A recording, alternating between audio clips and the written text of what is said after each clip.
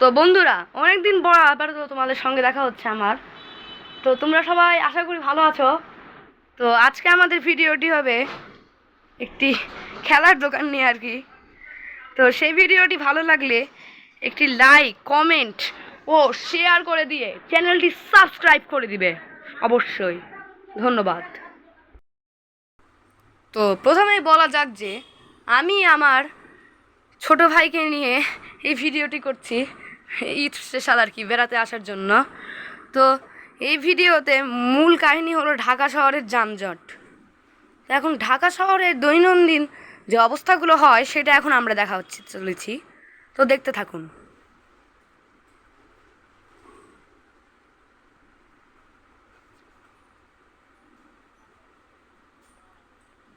এখন কিন্তু আমার ভাই ধীরে ধীরে উঠছে এবং গাড়িটির কাছে যাচ্ছে, বাস গাড়িটির কাছে যাচ্ছে।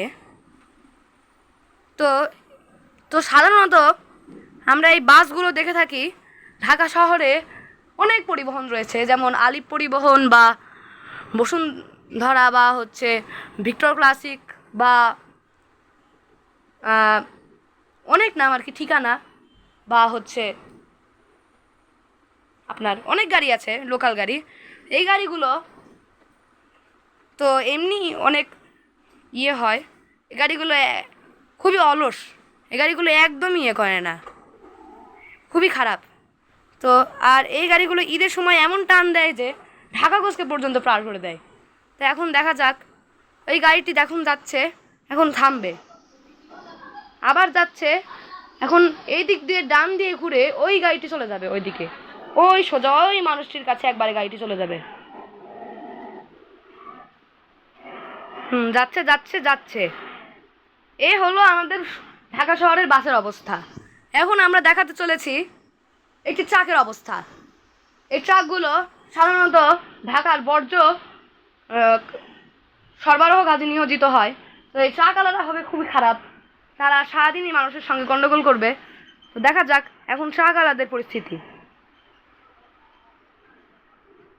এখন আমরা দেখাচ্ছি ট্রাক কীরকম করে যায়।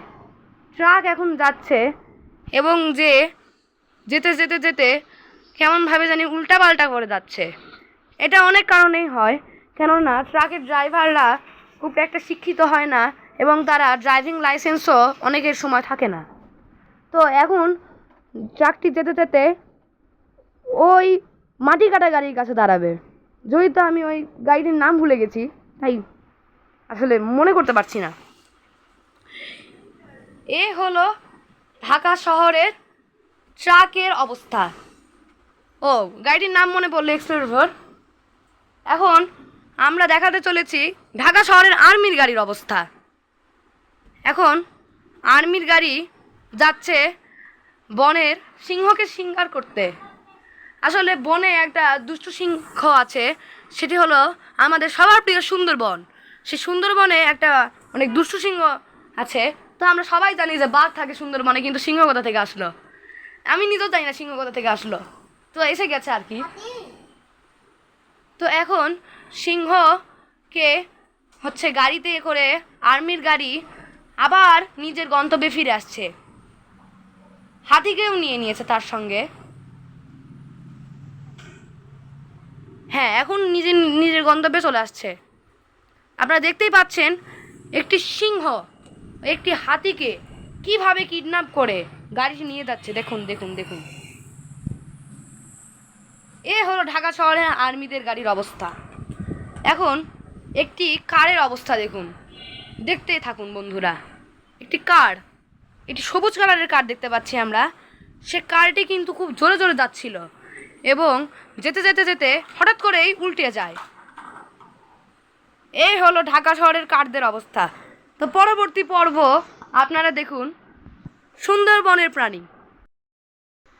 এর আগের পর্বে আমরা দেখেছিলাম ঢাকা শহরের যানজটের অবস্থা। তো এখন আমরা দেখব সুন্দরবনের প্রাণীদের অবস্থা। তো আমরা আস্তে আস্তে ক্যামেরা নিয়ে যাচ্ছি। এ দেখেন কচ্ছপ উঠতে পারে। এ হলো আর্মিদের ডের এবং দেখা যাচ্ছে যে এখানে সিংহ খুবই গর্জন করছে ও হাতি অনেক কান্নাকাটি করছে।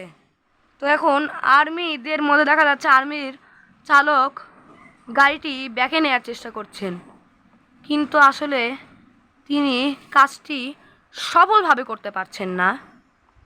তাই জন্য আমরা তাকে গাড়ি ব্যাকে নিতে সাহায্য করছি এবং তিনি ব্যাকে নিয়ে গাড়ির মধ্যেই ঘুমিয়ে গিয়েছিলেন। তো সিংহ অনেক ডাকাডাকির ফলে সে অনেক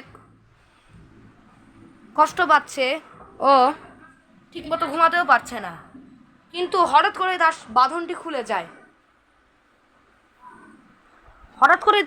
খুলে যায়। এবং আমরা দেখানোর চেষ্টা করছি যে সিংহটি পালিয়ে ওই বড় হরিণের কাছে চলে যায়।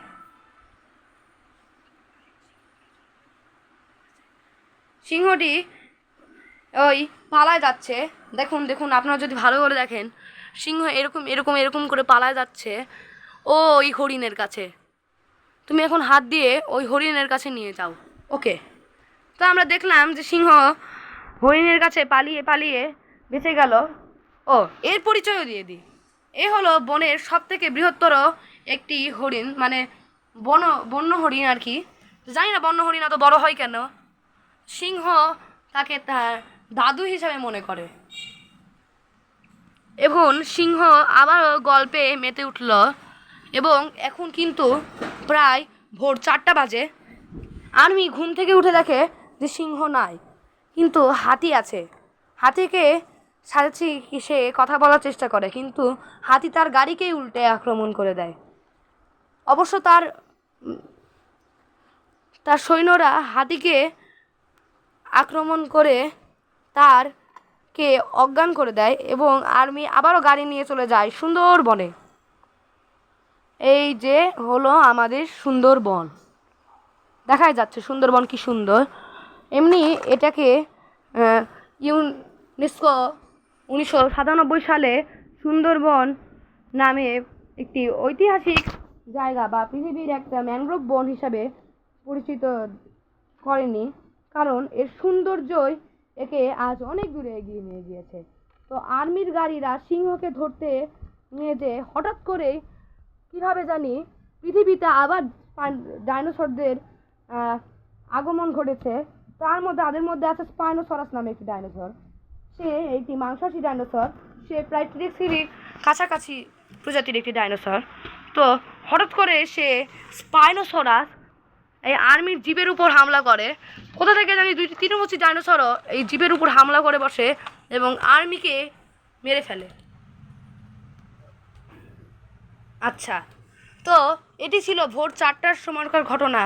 তো প্রায় 4-5 ঘন্টা পর যখন সকাল 10টা বাজে, তখন সবাই ভাবতে থাকে যে আর্মি এখনও আসছে না কেন, আমাদের আর্মি বন্ধু।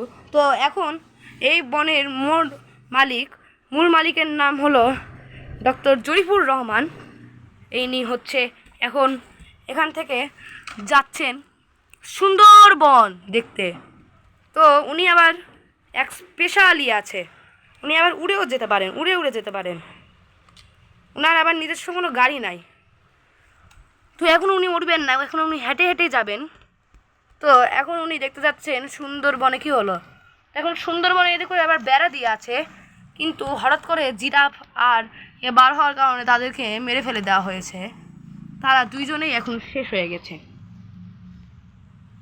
কিন্তু তাদের আত্মীয় স্বজন আবার চলে এসেছে কিভাবে যেন।